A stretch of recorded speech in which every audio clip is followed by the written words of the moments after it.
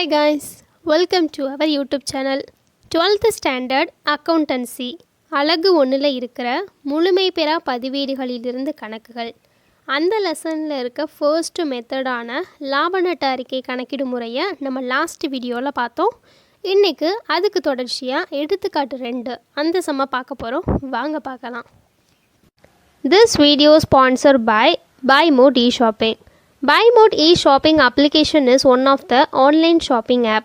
Now, this app is available on Play Store and App Store. Link in description. Check it now. பின்வரும் விவரங்களிலிருந்து லாபம் அல்லது நட்டம் கணக்கிடவும் அப்படின்னு சொல்லிட்டு கொஸ்டின் கொடுத்துட்டாங்க.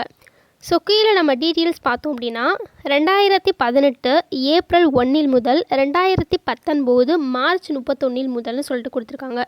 நான் போன வீடியோலையே சொன்னேன், ஃபஸ்ட்டு சம்ன்றனால மட்டும்தான் நமக்கு இறுதி முதல் தொடக்க முதல் சொல்லிட்டு ஓப்பன் அமௌண்ட் கொடுத்தாங்களே தவிர நெக்ஸ்ட்டு சம்லலாம் பார்த்தீங்கன்னா இயர் மட்டும்தான் மென்ஷன் பண்ணுவாங்க.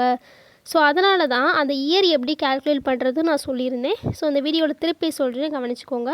நம்மளோட அக்கௌண்டிங் பீரியட்னு பார்த்தீங்கன்னா ஏப்ரல் 1 to மார்ச் 31.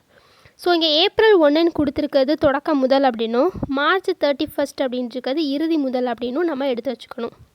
அதுக்கான அமௌண்ட் தான் கொடுத்துருக்காங்க. அதுக்கடுத்து கூடுதல் முதல் கொடுத்துட்டாங்க.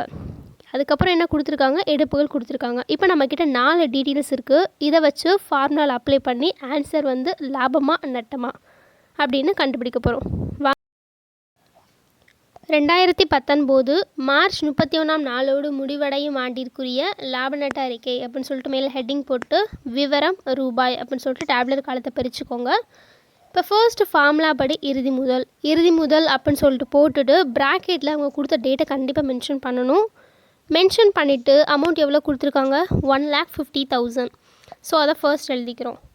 நெக்ஸ்ட் என்ன பண்ணணும், அதோட எடுப்புகளை ஆட் பண்ணணும். ஸோ கூட்டுக அப்படின்னு போட்டு எடுப்புகள் 30,000 ஃபார்முலாவில் கொடுத்துருக்காங்க. ஸோ ரெண்டே ஆட் பண்ணோம் அப்படின்னா 1,80,000 ருபீஸ் நமக்கு கிடைக்கும். அதோட கழிக்கணும் எதை அப்படின்னா கூடுதல் முதலை கழிக்கணும்.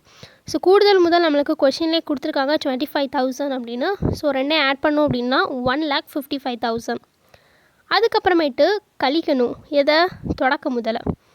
அந்த 1,55,000 நம்மளுக்கு கிடச்சிருக்கிறதுக்கு பேர் தான் சரி கட்டப்பட்ட இறுதி முதல். அதுலேருந்து தான் தொடக்க முதலை கழிக்கணும். தொடக்க முதல் அப்படின்னு சொல்லிட்டு போட்டுட்டு ப்ராக்கெட்டில் கண்டிப்பாக இயரை மென்ஷன் பண்ணிடுங்க.